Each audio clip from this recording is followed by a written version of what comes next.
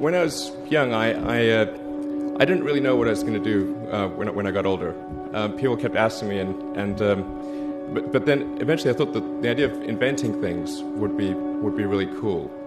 And the reason I thought that was because I read a quote from Arthur C. Clarke, which said that a sufficiently advanced technology is indistinguishable from magic, and that's really true.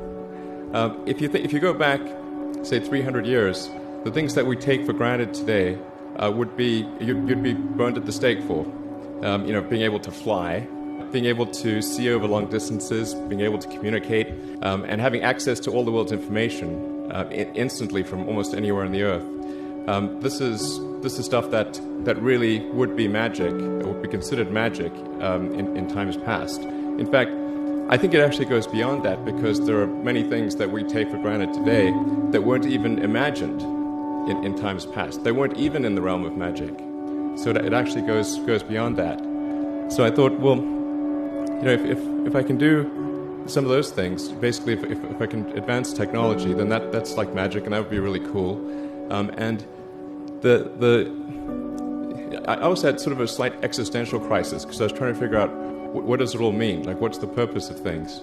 And I came to the conclusion that if we can advance the knowledge of the world, if we can do things that expand the scope and scale of consciousness, then we're better able to ask the right questions and become more enlightened, and that's really the only way forward.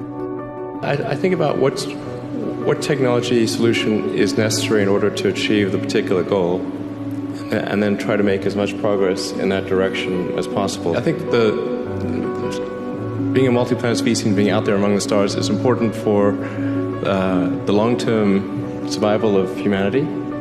But then the part that I find personally most motivating is that it creates a sense of adventure, and it makes people excited about the future. If you consider two futures, one where we are forever confined to Earth until eventually something terrible happens, or another future where we are out there on many planets, maybe even going beyond the solar system. I think that second version is incredibly exciting and inspiring, and there need to be reasons to get up in the morning. Life can't just be about solving problems. Otherwise, what's the point? There's got to be things that people find inspiring and make life worth living. When my brother and I were starting our first company, instead of getting an apartment, we just rented a small office, and we slept on the couch. And we showered at the YMCA, and we're so hot up we had one computer, so the website was up during the day, and I was coding at night, 7 days a week, all the time. And I sort of briefly had a girlfriend in that period, and in order to be with me, she had to sleep in the office. So work hard, like every waking hour. That's the thing I would say, particularly if you're starting a company. A natural human tendency is wishful thinking. So a challenge for entrepreneurs is to say, well, what's the difference between really believing in your ideals and sticking to them versus pursuing some unrealistic dream that doesn't actually have merit? And that is a really difficult thing to tell. Can you tell the difference between those two things? Right. So you need to be sort of very rigorous in your self-analysis. I think certainly extremely tenacious, and then just work like hell. I mean, you just have to put in 80 to 100 hour weeks every week. That all those things improve the odds of success. Or how do you think about making a decision when everyone tells you this is a crazy idea? Or where do you get the internal strength to do that? Well, first of all, I'd say I actually think I feel fear quite strongly.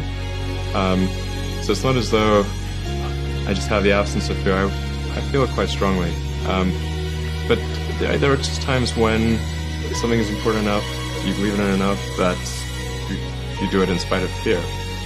People shouldn't think, well, I feel fear about this, and therefore I shouldn't do it. It's normal to feel fear. So you just feel it and let the importance of it drive you to do it anyway? If you just accept the probabilities, then That diminishes fear. Drive overrides fear. It's about believing in the future and thinking that the future will be better than the past. And I can't think of anything more exciting than going out there and being among the stars.